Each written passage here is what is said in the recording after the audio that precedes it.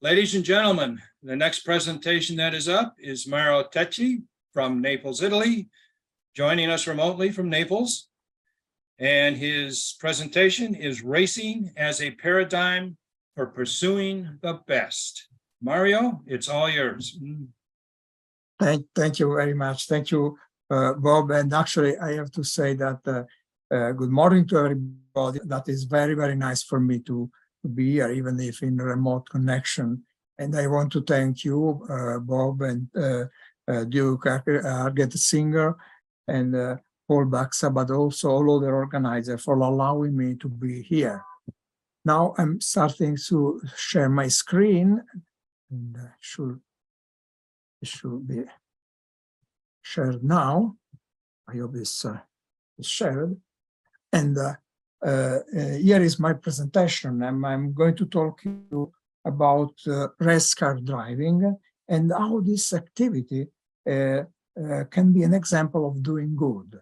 But before starting, I would just like to show a picture of where I work. And here is my teaching building at my university, and I'm proud to show you the name of the building is F1. So you can see I'm very happy to work in a place which is called F1, if it is just a numbering of our building. But I like to think that it's because I'm a Formula One enthusiast. Now, coming to the theme, I'm going to try to analyze with you race car driving, mostly race car driving and driving. Race car driving is something which is made of two things, car development and driving. Obviously, during a race, the most important thing is driving, but before that, even the human action of car development is important. The point is to talk about driving and try to demonstrate that this is a positive activity.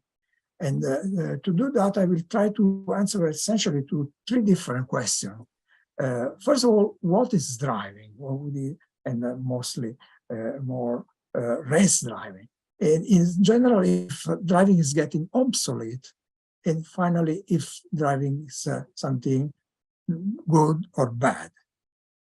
Starting from that, I like to use this image. You see this image is from racing in the 60s. Actually, it's a picture taken from a movie, Grand Prix.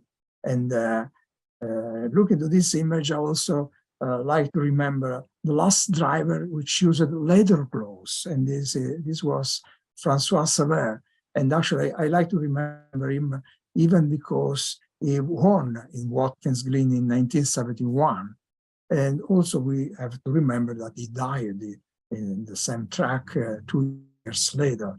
So even this example gives us the idea that racing is something that actually can be very nice when you think about winning of a driver, but also something which is connected to the death. So this is something which sometimes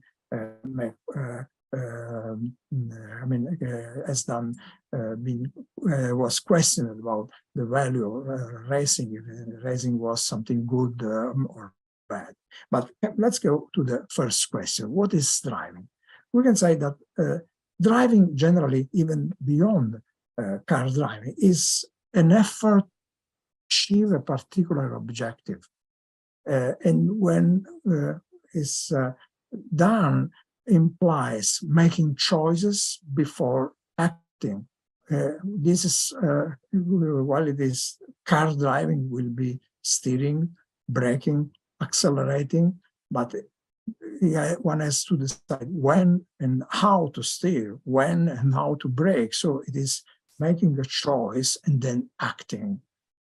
And in general, human activities is done of choices and action, and they can be good or bad. The same can be for driving. So I would like to say that driving is just an occasion within our life to be good and to do good. And then we have to evaluate if this it is like that, if it is good or if it is not good. Now, comparing what it is race car driving versus usual car driving, which is what most of us are passionate, are enthusiastic about car racing, but most of us just look at car racing. What is the relationship between race car driving and usual car driving? I think it's just a quantitative relation. I mean, the difference are just quantitative. And special occasion to do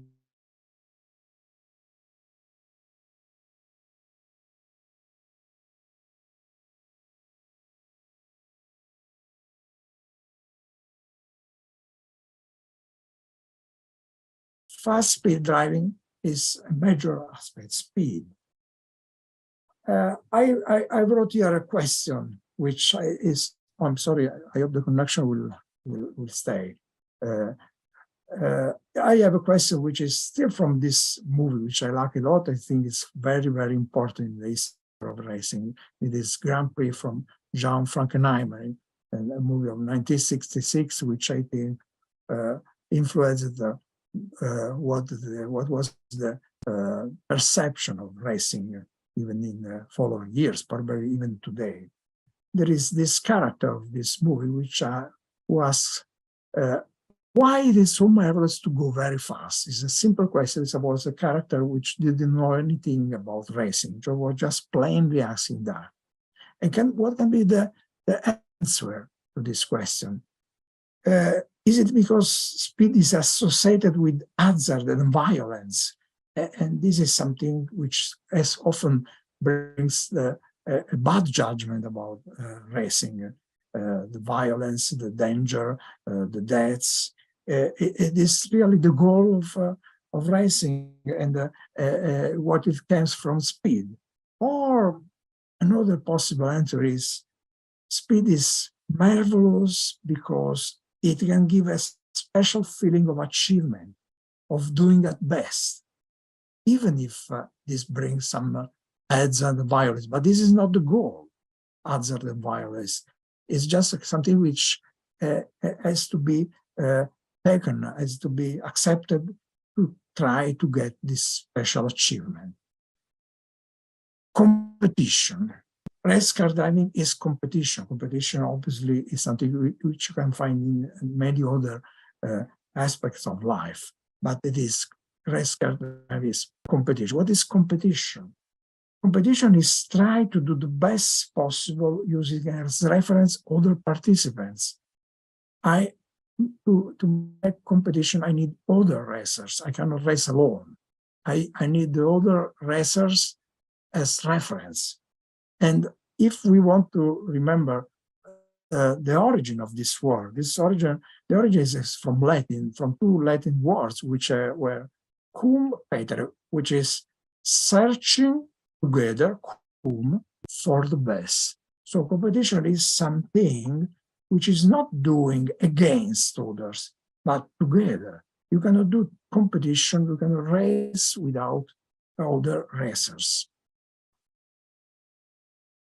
Next question, is car driving and also then race car driving became obsolete?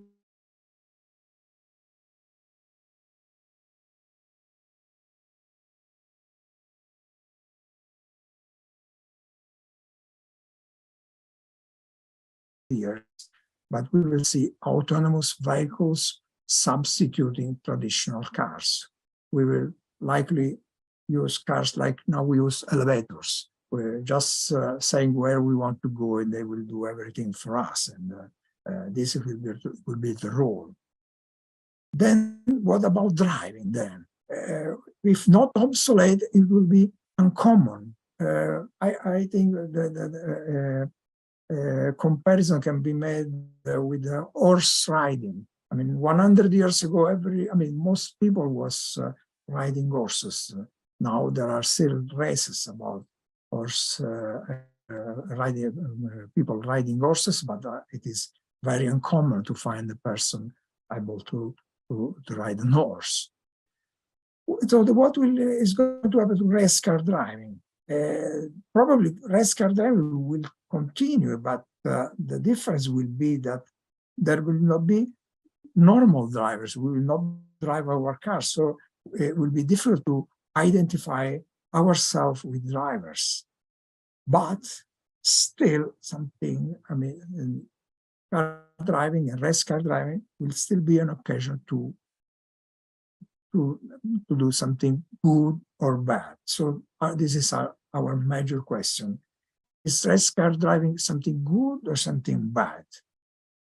In the past, especially when big accidents, big amount of deaths were seen in races, and now it is it's more rare because there is more safety in racing. Thanks to God, there is more safety. In the past, race car driving was considered very bad. I think, I mean, we should finally, I hope to convince you finally that private driving and race car driving can be good or bad as most human action. I mean, there is not a general answer, but everything can be good or bad. And then we go back, I mean, to a major question: what makes human actions good or bad? And so, including also racing. Maybe it's my hypothesis that doing good is what we do according to our nature. I mean, we should be, I mean, my idea is that we are naturally aimed to do good. To try to convince you about that, I will try to look to some examples in car racing. And the first example from which I want to start is about Gilles Villeneuve, a big racer, a big champion who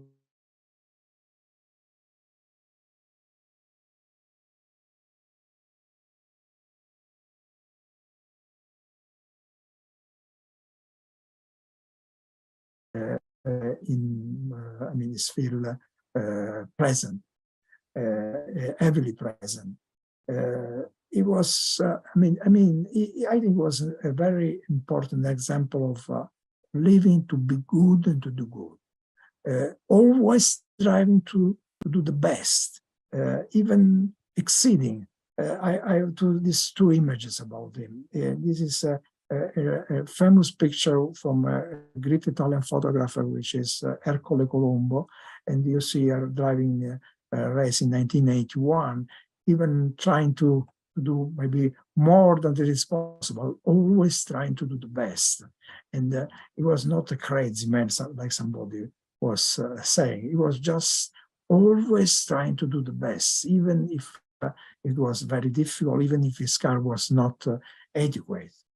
And then on the right, you see his fatal accident in 1982. His life, his way of living, his way of racing, his personality is an example of somebody believing that the goal of life is firstly to do good. And I think this is an example of faith. Faith beyond life, beyond faith in the goal of life, which is an example of faith.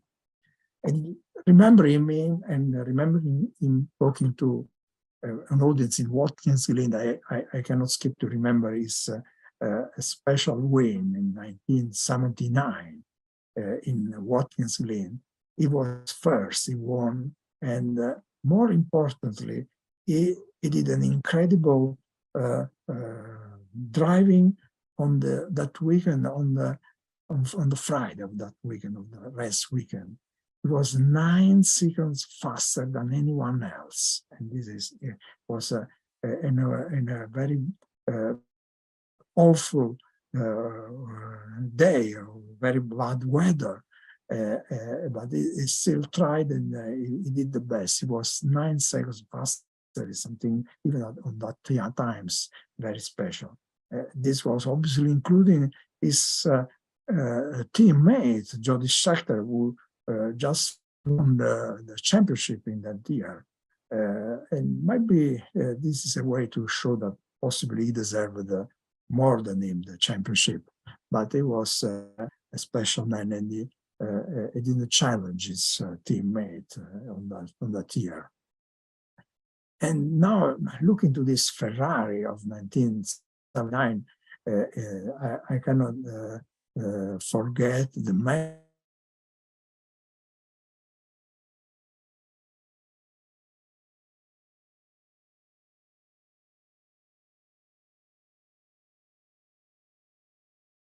just after Enzo Ferrari.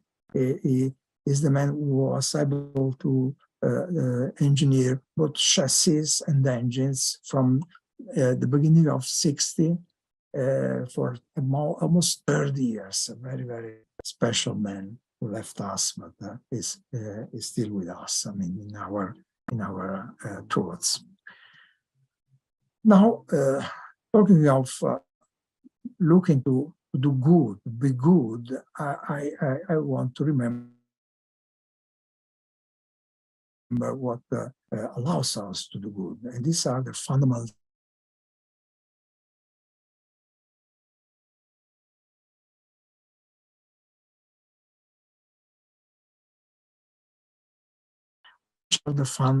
fundamental virtues. First of all, virtues can be defined as usual and stable disposition to do good. And I will show you that we can easily, often recognize them in race car driving. There are 7, and they are the 3 major virtues, which are faith, hope, and love, which are the most important, allowing to select the goals of life, which are those, I mean, the first to be used, those 3. But then to realize our goals, we need these cardinal virtues, which are 4: prudence, justice, fortitude, and temperance. Let's start from faith, hope, and love. And the first example I want to show you is a very special man, Bruce McLaren. This was a special man, very special driver, but also one driver who was also able to win with a car built from his factory. So he was both a car constructor and a special driver. But I want to show you the words which he pronounced in this eulogy of his teammate, who died, Tim Mayer, in 1964. But who is to say that he had not seen more, done more, and learned more in his 26 years than many people do in a lifetime? I feel that life is measured in achievement, not in years alone. I like this way to celebrate. I mean, often when we have that in racing, racing is questioned. He was losing a friend, a teammate, but he was not questioning racing. And I think this is an example of determination to win, even taking every risks, even of dying. But this doesn't need to have a complete unawareness of life values. I mean, people like him, I don't consider people like him, he died, I mean, it was very big, he died a few years later. He was not a crazy man because he was taking risks. And it doesn't mean that he didn't realize he would die or didn't give a value to his life. It was just that he was looking to this major goal, to do good.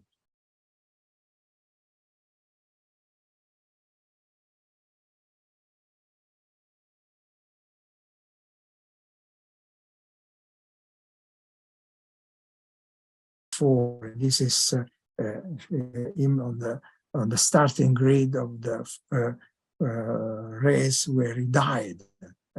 The connection is not so good. I hope you're hearing it. This is the starting grid in Imola 1994. He was going to die a few minutes after the start. And it was a special weekend, a very sad weekend. The day before, another driver, Roland Ratzenberger, died in the same track. He was there and he was still determined to race. I mean, he was still with this determination to win. And together with this image, I like to show this other image of 1993, the day before in Donington, where he did probably the most important first lap of race, an incredible lap. He overtook a lot of other cars, won the race, and his car was absolutely not the best car in that day. It was a special driver, and he had faith in the idea that he had to do good, to do the best. Now, switching to hope, first example I want to give you is other very recently, special and recent driver, Lewis Hamilton, still choosing to do anyway. I like to remember still in the United States is 2015 US Grand Prix in Austin, and not the race. Actually, he won the race, but this was the final practice session. And the weather was awful that day. It was very, very difficult, and he was still the fastest, and much more than any other. I mean, trying to do the best, not having any fear, and doing it. I think this is an idea.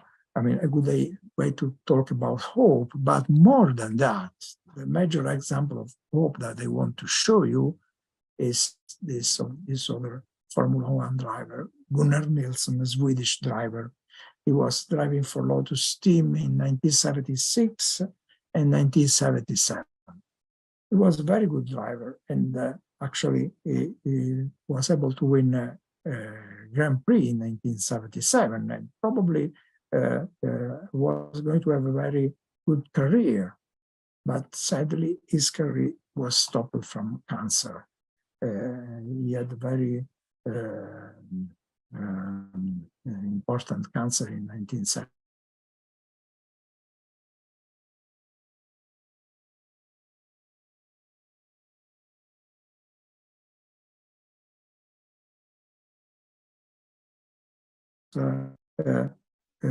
Very, very active in starting a cancer research foundation, which is still, is still acting now. And he wasn't able to drive. He was not able to win. Actually, he was supposed to drive in 1978 Lotus, and this was 78 was winning Lotus. Actually, this was the year in which Mario Andretti won the championship. And instead, he dedicated his 1978 to start this Cancer Research Foundation, working a lot to that. Somebody say even avoiding therapies to be able to work more on this project. And I mean, I think this is an example of hope. About the major victors now, the third one to talk about is love. And now I want to talk about Jackie Stewart. Jackie Stewart is 3 times world champion, and there is not that much to say about him. He's a very famous, very well known, very, very special driver. And I just want to remember here the 1973, the year 1973, where he won his 3rd championship with Tyrrell. And here is in Monza, and was an incredible day for him. He was supposed to easily win his championship because he needed just few points, but he had a puncture. And at that time, this was not a usual thing to stop for a tire change. And he exited from the pits as last, and then did an incredible driving, and was finally making a lot of overtakes, driving in a very incredible way. He was able to finish 4th and win the championship. It was an incredible day. I still remember that day. Very few, I've seen very rarely other occasion which a driver was giving so much. This is 73. Now, another picture of him is many years later, in 2019. He's still here. That's another blue car. This is not the theater. This is the Matra, by which he won the championship in 1969. And there are two other cars with his sons following him, which are the two cars by which he won the other two championships. And you see here he stops in this Woodford Festival. He stopped his car to gift a flower.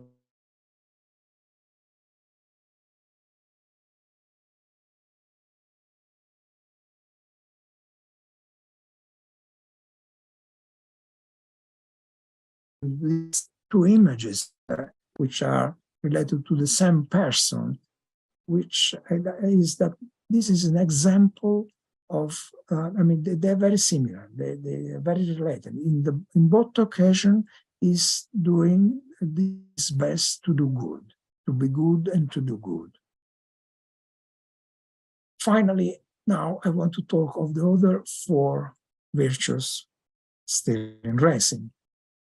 And to talk about these four other virtues that drive with you,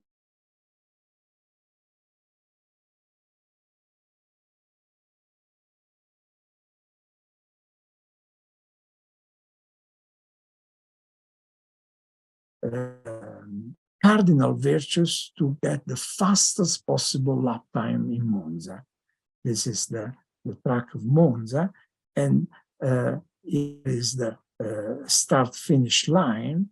And let's start, look, just to get to this start-finish, start a good lap, we have to make the best possible way the curva parabolica, the parabolic turn. Now, actually, this parabolic turn is also called the Alboreto turn, to remember the other big driver. Parabolica, to do the best parabolica, we need prudence. What is prudence? It is the virtue to distinguish true good in every situation, making the right choices. It is not fear, it is not diffidence. How can you use prudence here? To choose the best measure of braking and accelerating. This is a turn which opens gradually. So it has to be started, obviously braking before the turn, but then gradually accelerating. So it has to be continually adjusted, the right braking and the right acceleration. And then this is, so to do this at best, we need prudence. Then going to the start-finish straight, and then we are now getting through the start-finish line, we need justice. This is a portion of the track where the driving ability is not very important, only the power of the engine is giving you the highest speed. But now it is important to prevent any risk. I mean, there are a lot of rules to make an overtake, especially in these days. But before any rule, there is the justice to be used. What is justice? It is the determination to respect the rights of those that have relationship with us. So a driver in this point of the track has to consider either overtaking or defending the position to prevent any risk. And this is the need for justice. Then we reach the first chicane. First chicane is a point where there is a very big braking to be done from about 340 kilometers per hour, which is 210 miles, to about 80, which is about 50 miles per hour. And so it's very big braking, and obviously it's to be done correctly, because getting through this chicane, there is this curva grande, which is done essentially as a straight, And so it is important to make it at the best, at the highest possible speed. And then to do this braking at the best, we need fortitude, which is the virtue that guarantees determination in difficulties, trying to do good. And then we'll use that to wait the right moment to brake hard, very, very hard to change this speed. And then going over again to the next two important points of the track, we get to this Variante della Roggia and then to the lesmo tars. Again, going through the Variante della Roggia, we need fortitude.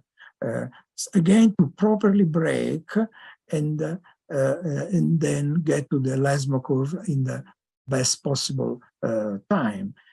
Again, lesmo tars are need prudence because they are very fast. These two bands, these are the two lesmo curves, tars, and only moderate braking is necessary to get at the fastest possible speed to the next straight, which is bringing us to the Variante Ascari. Here, the virtue which is important is temperance. What is temperance? It is the virtue that moderates wishes and provides an appropriate balance using goods. Here, it is important to moderate the impulse of overspeeding.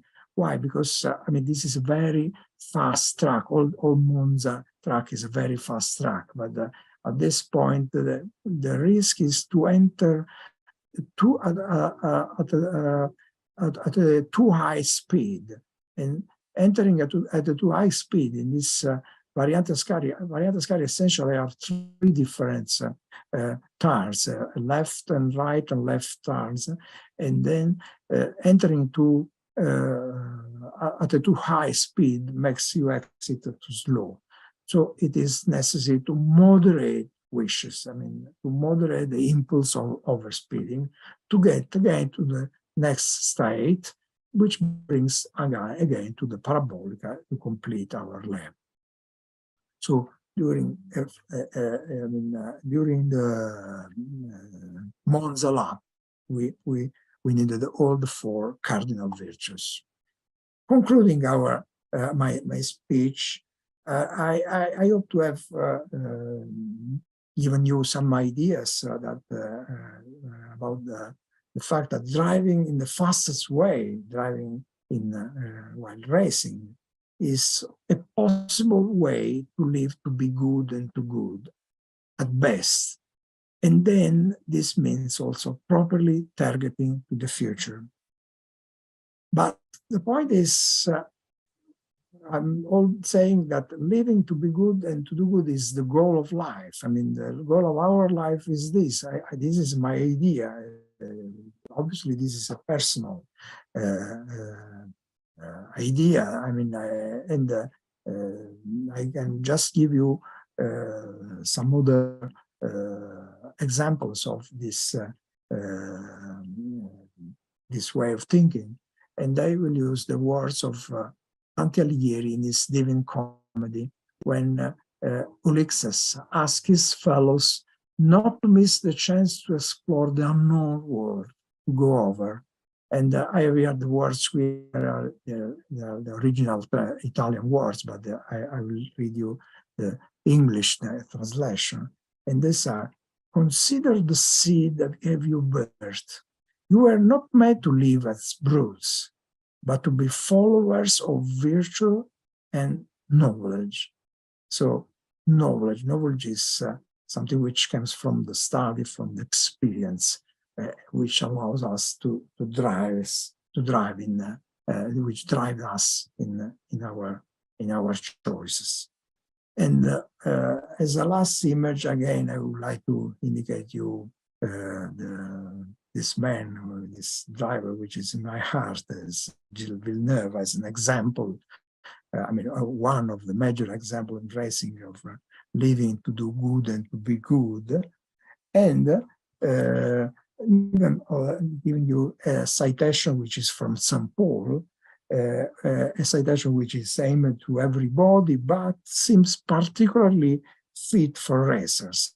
And that is, do you not know that the runners in the stadium all run in race, but only one wins the prize, runs so as to win? Thank you very much for your attention. Thank you, Mario. Thank you very much. Stopping my sharing. Okay.